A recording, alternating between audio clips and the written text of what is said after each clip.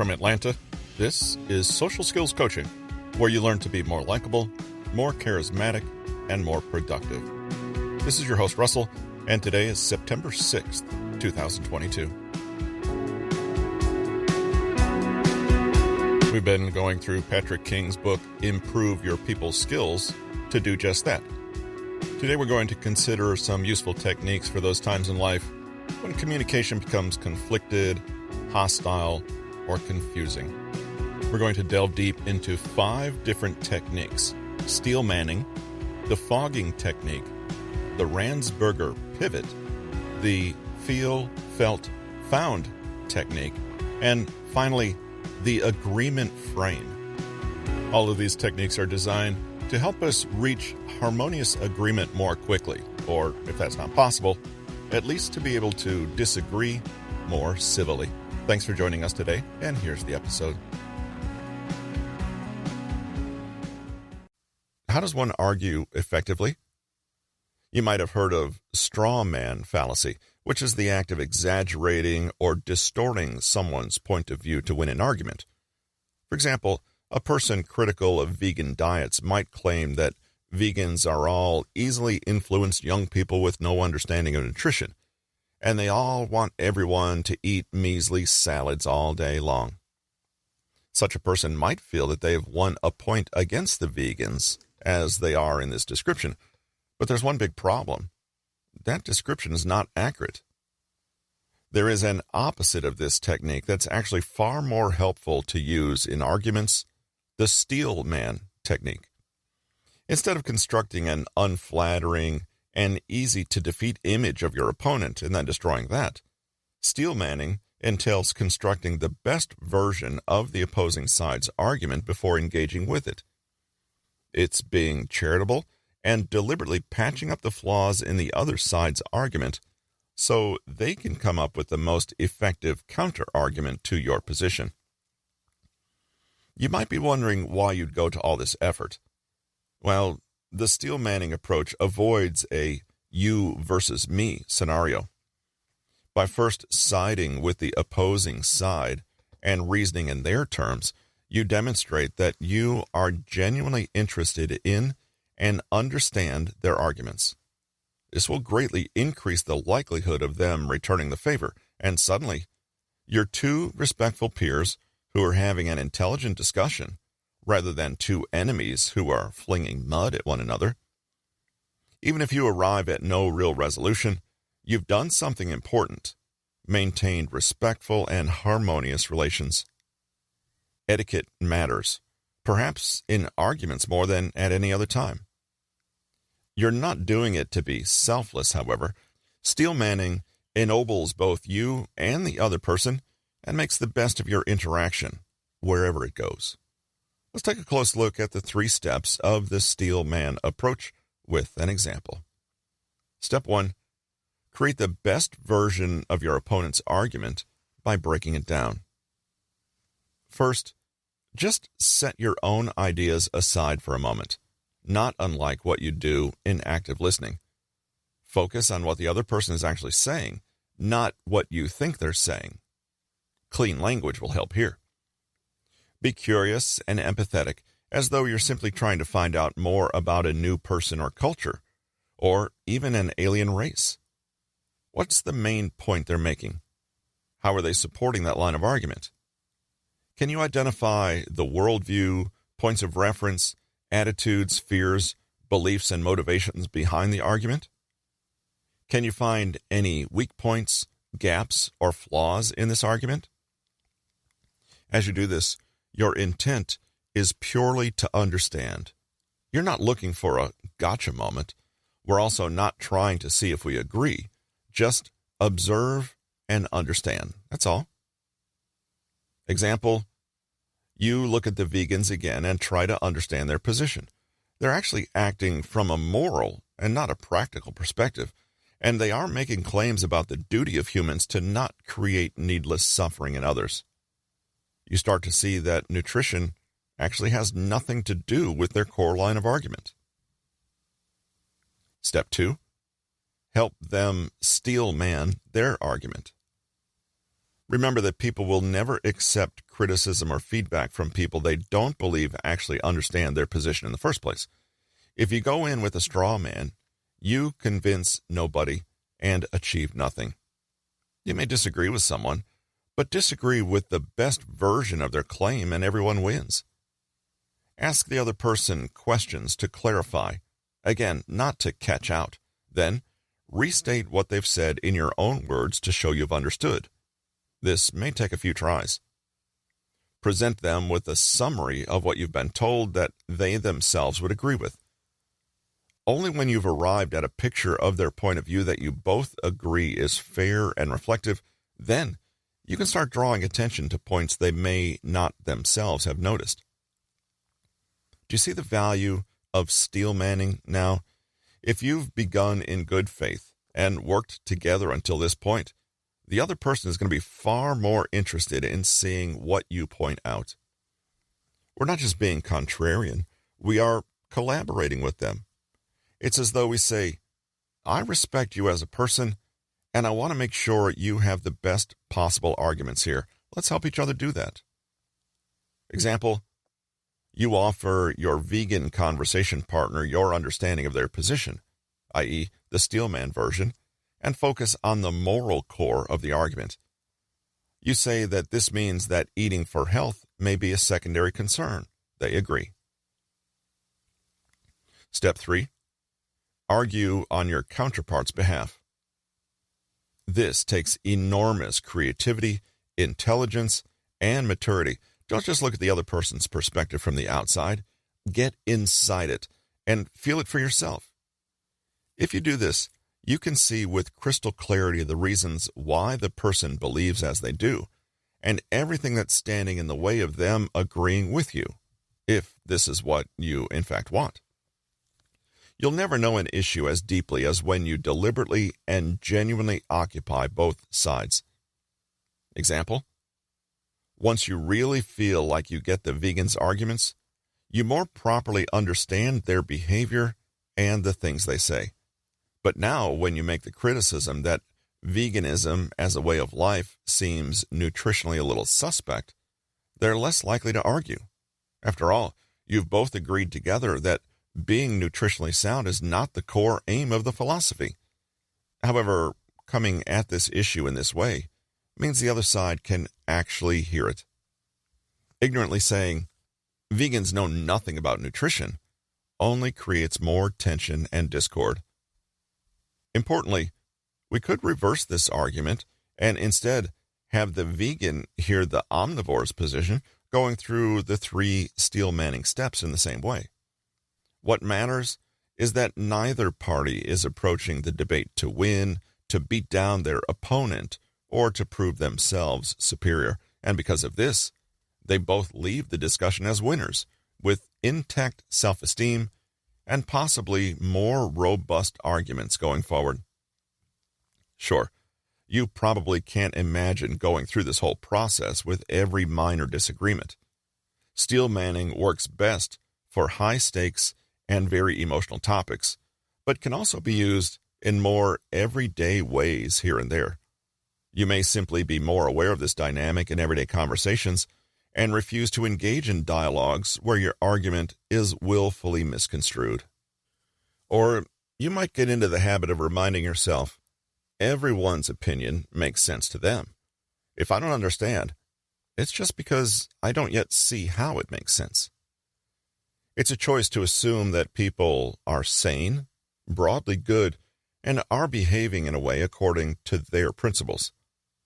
Steel manning in arguments is about dignity, yours and the other person's, and shifting your mindset when it comes to the purpose of dialogue.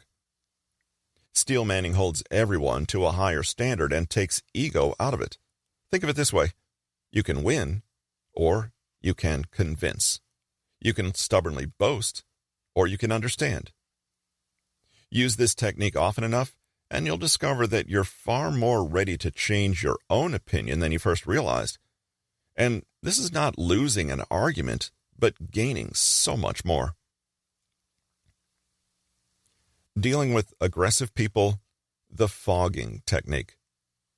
Let's be honest. No matter how cool, calm, and collected you are, occasionally in life, you will encounter someone who is not. Once someone has become actively hostile or rude, it can be incredibly difficult to pull the conversation back to terra firma. In an earlier chapter, we explored how to be assertive by using the stuck record technique and reiterating our boundaries calmly but firmly. Think of the fogging trick as taking things a step further.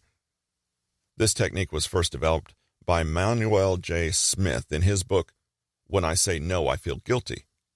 To put it simply, this is an assertiveness technique that allows us to respond calmly to someone who is aggressive toward us. Fogging is all about giving people a minimal, calm response using terms that are pacifying but not defensive.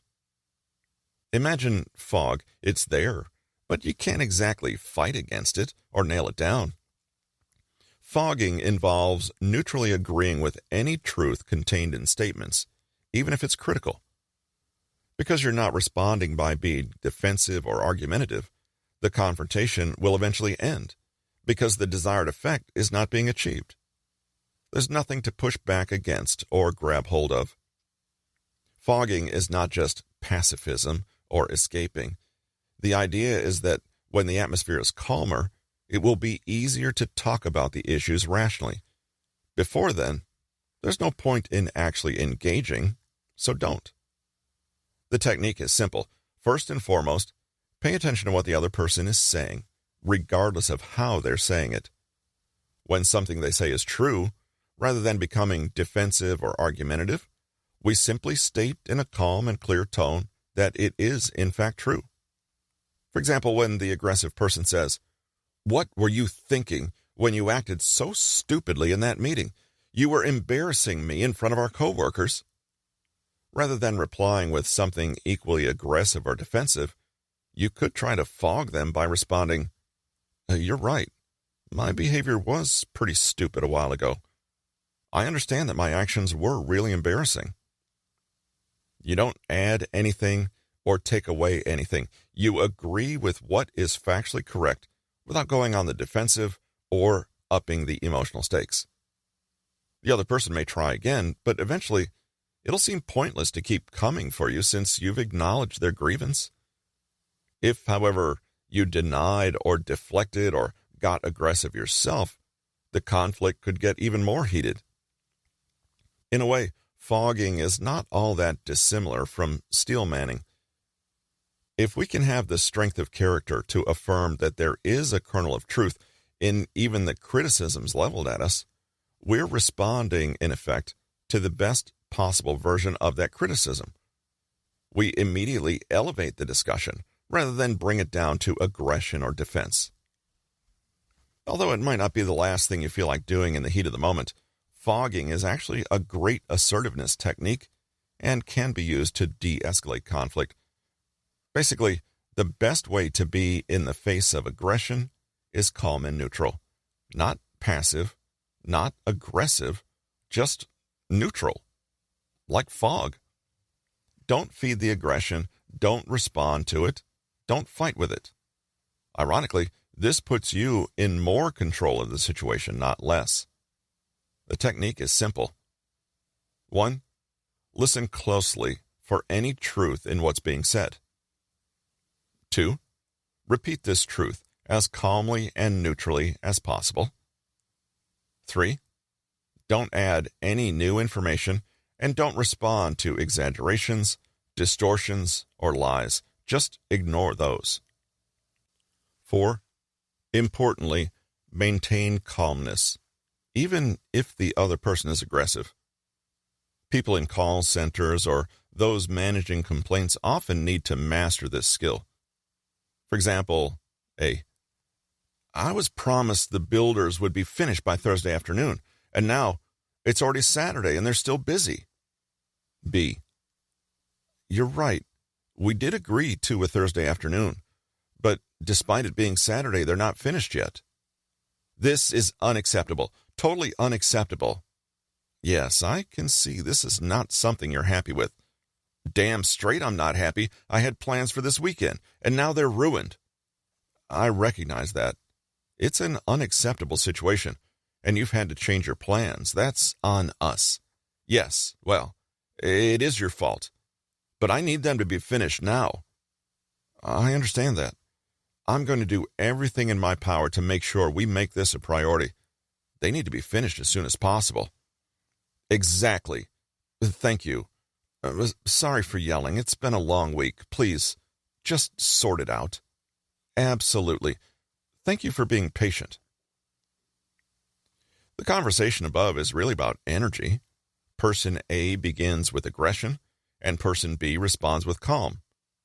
A responds with more aggression, and B again responds with calm.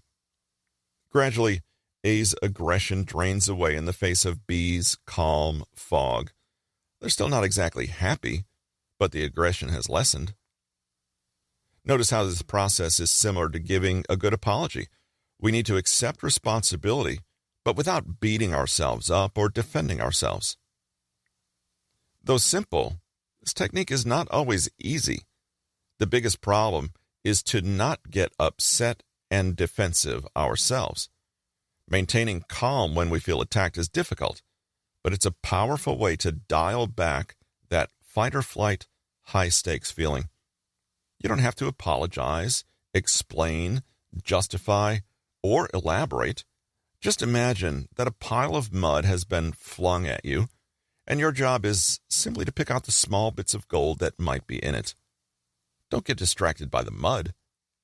It's also a good idea to acknowledge how the other person feels, but be careful about stating the obvious or putting words into people's mouths. Likewise, fogging works as a temporary way to de-escalate tension. Once tension is lowered, either pull back or try to re-engage again. Nothing can be more frustrating than a person who's just a blank wall and keeps repeating what you say. Turn conflict into compassion with the Randsberger Pivot. When conversing with someone who has a different view from ours, our first knee-jerk reaction may be to contradict or correct them. This could drive the discussion to become intense, personal, and ineffective. If we really want to convince someone with our point of view, though, something that can come in handy is the Randsberger Pivot, which is almost a way to win an argument without arguing. Created in 1982 by Ray Ransberger and Marshall Fritz, this technique helps you find common ground with an intellectual opponent so you can maintain conversational harmony. Using the pivot is simple, and as you'll see, it has a lot in common with some of the other techniques already discussed. First, stop talking and listen carefully to what they're saying. Make it your mission to learn what matters to them and why. As in the desk model, make eye contact and seek to understand before wanting to be understood. Second, voice a point of agreement and admit misunderstanding. Actively look for points that you agree on, as though you're building a bridge to reach one another. Reiterate how you are not fundamentally on the same team. Literally say, I agree, as often as possible. If you find out that you misunderstood or misinterpreted something they said, be honest and admit it. They may be more willing to reciprocate later in the conversation if you admit an error or mistake. Remember to fight with and not against. You are not identifying who is right, but what is right. If you discover that you're actually in error, gracefully admit it and move on swiftly. Lastly, follow up. Now that you've reframed the conversation, you're on the same page about the problem and want the same positive outcome. This is the time to start discussing how your idea will help you both solve the problem. Talk about solutions, ways forward, and plans. Remember to keep your common goal in mind and stay respectful. Using the Randsberger pivot is effective in putting people on opposite sides of an issue and bringing them together, avoiding a heated discussion. It shifts from a combative to a cooperative environment. There's suddenly a lot less to argue about when both people agree. In addition, It validates the other person rather than attacking them. You can end the conversation as friends rather than enemies. Dale Carnegie, author of the 1936 classic How to Win Friends and Influence People, once said, "A man convinced against his will is of the same opinion still." In discussion, people want to feel important, seen, and understood. This is an emotional need, not a cognitive or intellectual one. When people push against us, we push back. That's human nature. So if you frame any conversation as an attack, expect that people will respond to it with defense. The Randsberger Pivot is about getting out of this me versus you framework and putting both people on the same side.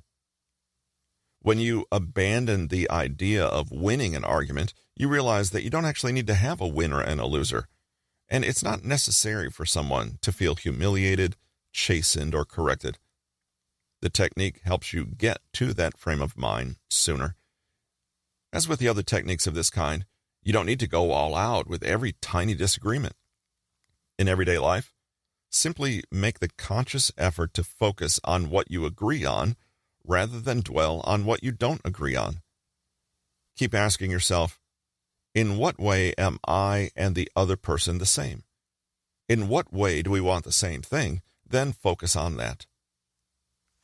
Most human beings have a strong sense of fairness and justice. Most want to protect children, to reward the deserving, and to support the things they believe benefit society. Use chunking up techniques, as discussed earlier, to zoom out until you find the bigger picture that you can both agree on. This dissolves the feeling of enmity and makes your differences a mere detail, something practical to work out. If you first establish that you're on the same team, then you're like two people working together on a puzzle, rather than warriors mutually trying to kill one another. One very important point, this technique is about emotion, not facts and logic. Get on the same page emotionally. If all that means is you politely and sincerely agree to disagree, that's still progress. When resolving conflict, use the feel, felt, found approach. Bearing in mind the importance of emotional understanding in conflict, let's take a look at the feel, felt, found approach, which is a well-known objection handling strategy among salespeople. Despite its background, this technique can also be used in addressing conflict with family and friends. The typical wording of feel, felt, found is as follows. I understand how you feel. This is meant to show the person that you've heard them and can empathize with them. I know someone who had a similar situation and felt the same way. Tell them about someone else who felt the same way they did at first. You're assuring the person that they're not alone and that things can improve. We've found that this worked best. Explain to them how that individual discovered the solution that fixed the problem. You might not always have the time or energy for a more elaborate approach, or it simply may not be appropriate, but the feel, felt, found technique can be deployed quickly and easily almost any time. Quickly create empathy by acknowledging how the other person feels. Note, this comes first. Gently shift the issue into more objective territory by relating that emotion to someone else. Then, finish off by pointing to what's worked in the past to resolve the current issue. Here are a few more examples to see this technique in action. With a client expressing concerns over a project time frame. I completely get that you're feeling nervous about how long the first drafts are taking to be completed. My other clients have felt that way in the past before. What I've found, however, is that they often feel better once they see at least one or two mock-ups and can envision how the project will turn out. With a stressed-out family member, I know you must feel so overwhelmed right now with planning everything for this trip. I certainly felt that way when I was planning our big holiday last year. I've found that Slowing down and just paying attention to the very next task you need to focus on makes a big difference. With a customer who has a complaint about your product, I can see you're disappointed about XYZ's performance. We had another customer just this morning who experienced the same thing. He discovered that allowing the battery to power down completely now and then got rid of this problem. In this example, you can see that a similar effect is possible even if you don't use the exact words feel, felt, and found. A word of warning, though, this approach, like the fogging technique, is designed for use in short bursts. You've probably called a customer care line before or made a complaint, only to encounter someone who talked to you robotically and seemed to deflect every point you raised. Somehow being told again and again, "I understand how you feel," just didn't make things better. You needed someone to demonstrate that they understood and take meaningful action to help you. It has to be genuine, and the anecdotes you raise must have some real and believable connection to the person you're talking to. In other words, this tactic comes from the sales world, and it shows. Don't say, "I know how you feel," if you sincerely don't and have made zero effort to empathize. Likewise, your suggested course of action should not be a brush-off, but something that can really help the other person. This technique could be used to put people's minds at ease and address reservations, thereby convincing and persuading them, or it can be used to smooth over misunderstandings or gently bring people round to solutions rather than dwell on grievances. You could combine this trick with fogging or use both negative inquiry and negative assertion when someone is approaching you with criticism or complaint. For example, "I can see you feel angry with me right now for not fixing this problem for you. You're right that this incident could have been handled better." Fogging. "What exactly did you hope I would be able to do for you today?" Negative inquiry. "I once had a colleague who felt how you did. We found that when we communicated things by email, we understood each other a lot better. Might that help here?" A few things to remember when using this technique. Try as hard as you can not to be dismissive. Your attitude is more calm, neutral, and in control, rather than, "This isn't important, I'm brushing you off." It can be useful to point to a time when you felt what they did, but it's usually better to talk about how someone else felt what they did. You don't want to make it seem like you are inserting your own feelings or making everything about you.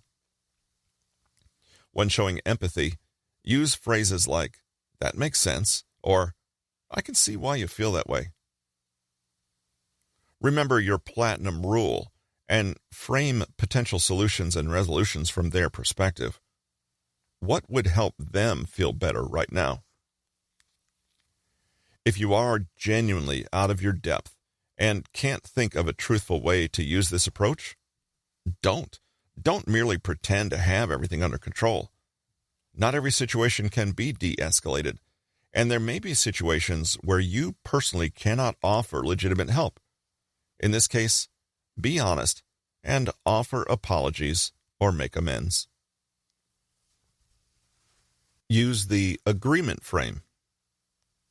Our final conflict resolution strategy comes to us from the world of NLP, neuro-linguistic programming. NLP is an approach to personal development and psychotherapy created by Richard Bandler and John Grinder in the 1970s. The agreement frame is an offshoot of this approach. It's a language structure that allows us to gracefully disagree with and persuade someone without destroying rapport.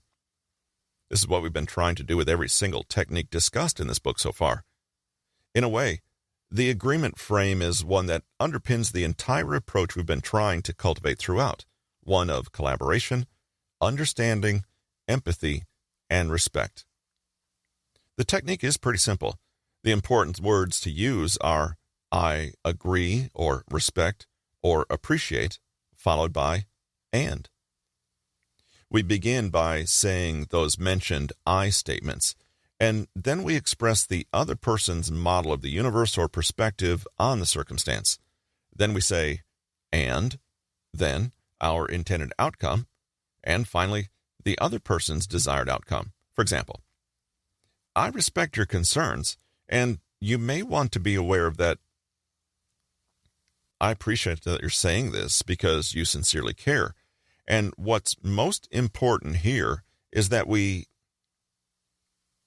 I agree that from your point of view, this makes the most sense. And I invite you to consider that the agreement frame eliminates opposition from others, primarily because it doesn't use combative language like but. Imagine that the word but basically cancels out everything you've said before. The agreement frame keeps people interested in what you're saying and leaves them open to fresh ideas. Interestingly, it does not recommend the use of I understand because it can provoke an argument that you don't really understand. Oh, sure, I understand can come across as extremely condescending and dismissive. When we instead say, I agree or respect or appreciate, it's more believable, and the other person's thinking shifts into a receptive condition to hear how we agree with them. This receptive condition also makes them more open to our suggestions. Let's take a closer look. The expanded structure of the frame goes like this. You agree, you acknowledge their world model, and you acknowledge your desired outcome, you finish with their desired outcome. Looking at that, you can see that the intention is to maintain rapport while still disagreeing. You literally put your views together in the same expression, but without language to show any problem. Starting out with I agree is like a signpost that primes the listener that there's no real threat coming. Doing this alone is extremely effective at making others more receptive to what we say. The secret is to maintain rapport and to almost sandwich your request or contentious opinion. Look above at the structure. You acknowledge your desired outcome is wedged in only after you demonstrate that you grasp and respect their desired outcome. Then things proceed smoothly. Compare the following. Conversation 1. We have loads more to do on this. We're going to need to do overtime. I'm pretty exhausted. I don't know if I can manage overtime right now. Really? Person is annoyed, and there's a sudden feeling of conflict. Conversation 2. We have loads more to do on this. If we want to get everything done by our deadline, we're going to need to do overtime. I agree, we're swamped, and I think if we have some much-needed rest right now, we'll be able to get everything done by our deadline. Can you spot the agreement frame structure? This is not unlike nonviolent communication, where we assert our own needs, boundaries, and desires without arousing any resistance in the other person. Note also that here, there's a subtle Randsberger pivot being used, in that the person ends by mentioning their common shared goal. It's hard to imagine anyone responding negatively to conversation 2. The disagreement is still there, but there isn't any hostility, aggression, or negativity. The agreement frame is a simple technique that runs very deep. It's an approach that says, I am confident enough and respect you enough to disagree with you without it being a problem. Even if you can't quite remember how to construct an agreement frame in the moment, try to remember simply to banish this word but from your vocabulary and simply replace it with and. That goes for all related words like however, yet, although. In truth, sometimes it may feel like a stretch to say I agree, and doing so could come across as phony, but you can use other words such as I respect or I appreciate. Remembering that much of conflict resolution is about emotions, It's more about the energy and attitude you're conveying than the literal words you're saying. For that matter, watch your tone, body language, and facial expression when you speak, too. Each of us processes information differently, but we're all the same in that we don't respond well when our viewpoint is dismissed out of hand, and somebody comes along to correct, belittle, or downplay that viewpoint. Sometimes, however, you don't necessarily need to dig down deep into another person's mental filters and personal beliefs. All you need to do is respectfully acknowledge it, behave as though it matters and is as important as your own, and demonstrate that you're willing to accommodate it. Wouldn't you like others to take the same approach with you? The big insight is that we don't have to make others wrong to express what we think is right. When your goal is rapport, flow, and connection, then almost all conflict is removed. Sure, you may still disagree, but you can do so from a place of mutual respect and understanding. So, ironically, the world's best conflict resolution experts and mediators are those who begin every encounter expressly not focusing on the conflict at hand. This is easily said, but quite tricky to put into practice. Once you get a taste for how this mindset shift completely changes your social interactions, though, you'll never look back. Takeaways. Arguments are sometimes inevitable, but we can argue best if we use steel manning rather than attacking a straw man.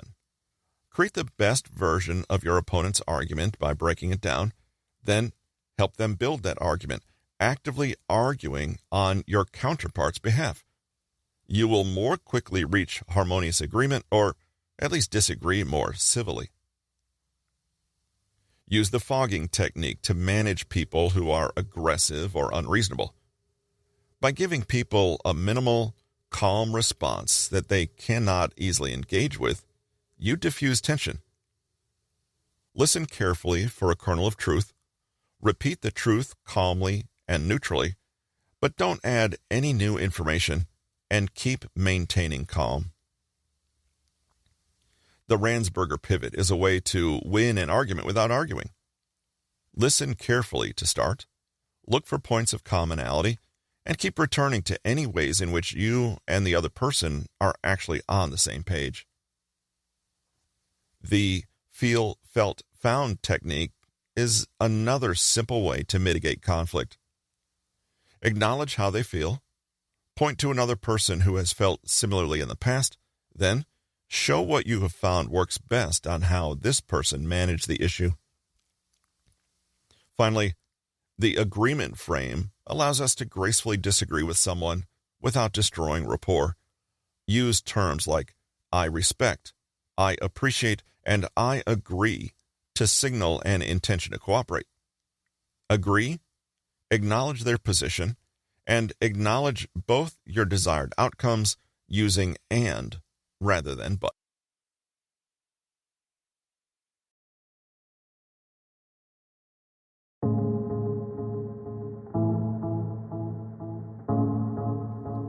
You've just listened to Social Skills Coaching with your host, Russell. We appreciate you joining us today and hope you'll join us again next Tuesday for the next episode from Patrick King's Social Skills Coaching. In the interim, be sure to check out Patrick King's website at bit.ly/PK Consulting.